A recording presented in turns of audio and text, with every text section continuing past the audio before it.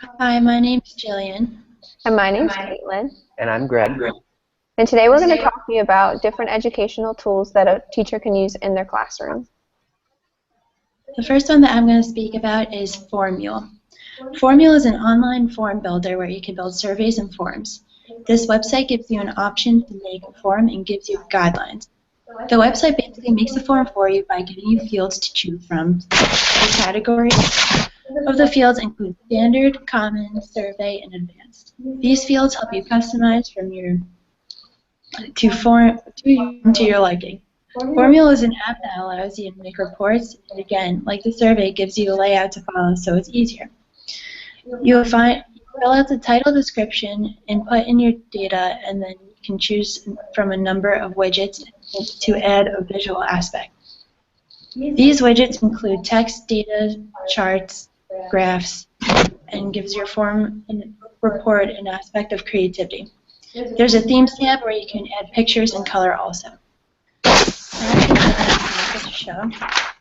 This is one of the forms where you can have your username and password, and it's a text box that you can put into customize to your liking, and you can also have a strength, and you can also have a star. Some of the widgets that you can use are graphs and this is like a pie chart of a graph, and that is a graph table chart. This aspect has many practical uses as a teacher because it can be used to make surveys for the students for a topic of interest, and it could also be related to a book. So if in my placement, my mentor teaches the Judy Blume book, and it's about Pudge. So you could do an interview and make a form for him, or you could make a character-based chart for him also on this website.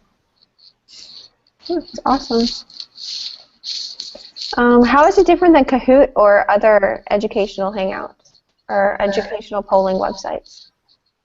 You can make it to your liking by having graphs and charts, and it's more, a student can make it based on what their findings. So you have many text box, and you're not just giving one answer, you have many things like I pointed out before.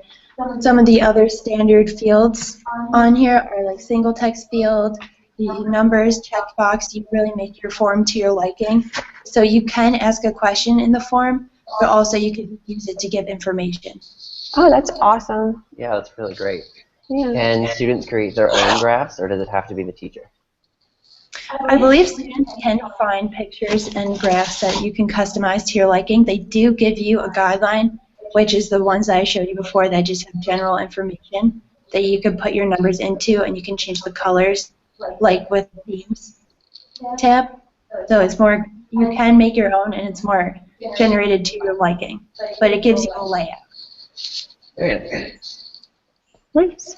Okay, so what I'm going to talk to you guys about now is an app called Kahoot. It's a free app, and it only takes about a minute, not even a minute, to sign up. And what it does, it's a powerful classroom engagement tool where a teacher can create a quiz, survey, polls, or even a discussion board where students can each input their answers. What a teacher does is they create, whether it be a quiz, a discussion, or a survey, and they can type their question and include an image to engage students further. And then they put their multiple answers on it, and then they create their whole quiz, multiple answers and or multiple questions, and then they'll just on their space in front of the classroom, and each child with their own device, whether it's a computer, a tablet, their phone, anything, can sign up and join the quiz, and they can go through the quiz, get their answers. Each teacher, after each question, can even go back and look at the results from the answers and see where each lies comprehension-wise, where they, like, how many questions they got wrong, or what questions they got wrong, what questions they got right, and they can guide their teaching towards that and have a discussion to make sure that each student is getting their proper knowledge from it. What I think is cool is that a teacher can post, results. A student can engage with other children around the world, and after each question, the teacher can, go back and see the results, really can guide it. And it goes along with the universal design for learning because it's not really, a paper pen test. Students, if it's test anxiety, they don't have to just sit there and knock out answers on pen and paper. It's really a fun and engaging way to really see where a student lies, knowledge-wise, whether they understand a topic or not. And it gives the teacher an opportunity to give feedback, and really students can, talk together, they can discuss together, kind of Kahoot called it a campfire moment where, each student can build off of one another when they discuss, all their answers and stuff. Yeah. That's really interesting. I like the way that the kids can be involved even if they're quiet. It's that sense of being anonymous, you're not being watched by everyone giving your answer. And it really, I like the point that you made that it takes your test anxiety away, because much of you're taking a quiz and it's a lot easier to kids that get nervous and oh, I'm clicking something, I'm not writing something down in paper and pencil. Yeah, definitely. Because I could definitely really see myself giving quizzes on storybooks in the future using this app, because it just is that much, it gets kids more involved. They're like, oh, my answer's up there. They see it on the board. It doesn't give your name, so again, it gives that sense of being anonymous. Exactly. And it does, if you do want to, you can choose to not be anonymous. So if a teacher wants to see, what student answers and that's also an option. But yeah, I do like the fact that it is anonymous, so a student won't feel objectified if they get an answer wrong, and they won't feel embarrassed, if they get an answer wrong. They can really put themselves out there more. That reminds me of one of the things that I researched. But do you have to use computers, or can you print out questions, or can you print out something and then they can submit it that way? I'm not quite sure. I really do think you have to use a computer or a tablet or a technological device, because you do have to join the quiz. So each student will have to have a username. So whenever the teacher presents the quiz up front in the front of the classroom, each student will have to sign in, take the quiz, and that's the way that they get the answers. I don't think there's a way to really print it out. Oh, nice. Okay, cool. Well, like I just said, I researched one of my things, and my educational tool is Plickers. For Plickers, it's kind of a teacher education tool. Students can use this, but it's mainly for teachers or educators. And it's kind of like Kahoot, where they're going over surveys or quizzes or testing or things of that nature. But what makes it fun and different is that every student will get a design that looks somewhat like this. And each design is different, and each student gets one.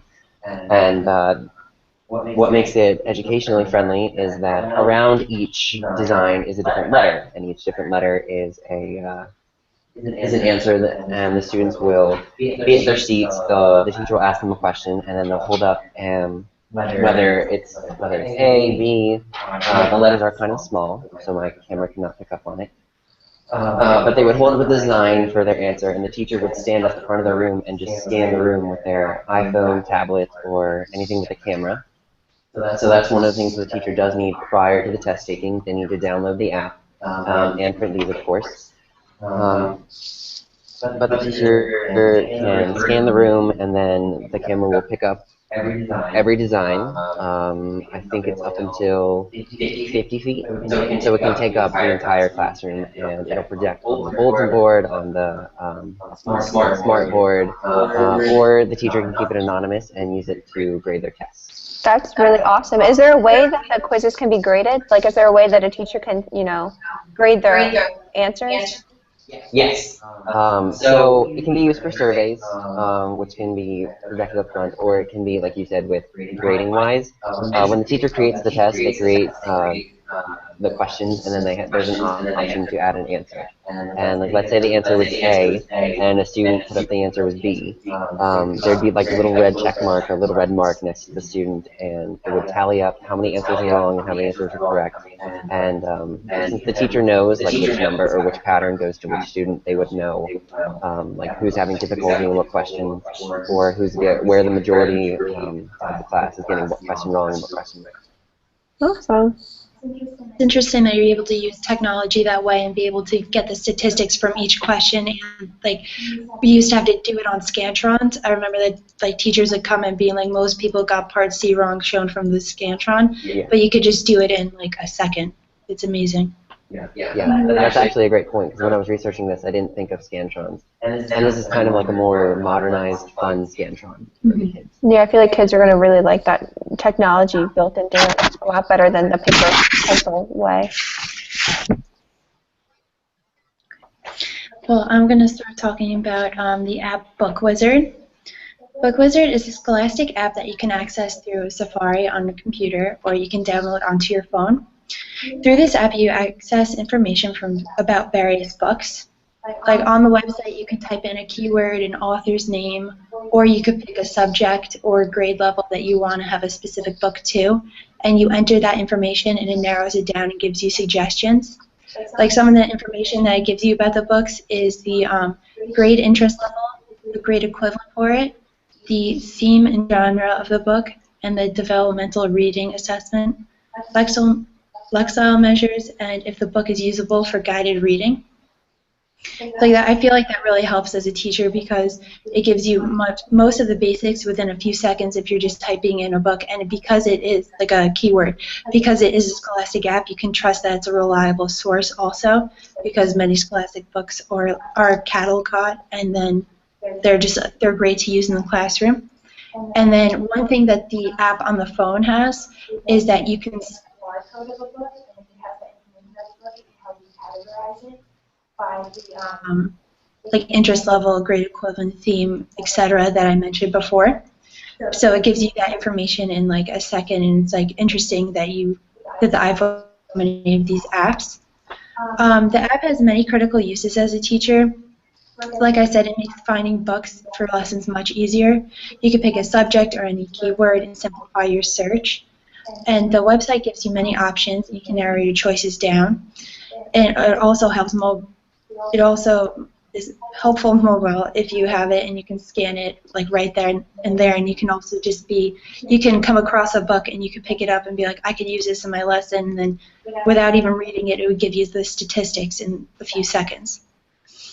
And then I thought that it would be useful in the field experience I'm having right now because my teacher has a reading corner where she has many different subjects and guided reading groups.